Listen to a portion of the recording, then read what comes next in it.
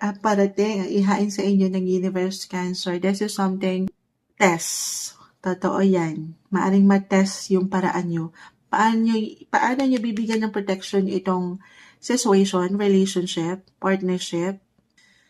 May ilang hidden agenda ako nakikita, guys. Hidden matters, behind the scenes, parang merong nagiging masikreto. Hindi nagiging totoo, as I mention ko ba? Hindi siya nagiging makatotohanan. So sabi ko nga, kailangan klaro, malinaw, ang mga pwede nyong action decision. Or hanggat kaya, kung kaya nyong ipagpaliban ang mga bagay, lalo pa po if this is something big, major decision, the Two of Swords, naka-reverse. Ano muna, pag nilay-nilayan muna to, ha? Huwag kayong agad-agad magtitiwala. Mid-February, uso ang scam ngayon. Sa true.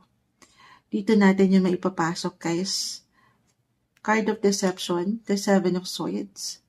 Merong 7-7, partnership, relationship, or pagdating sa money, dyan na yun.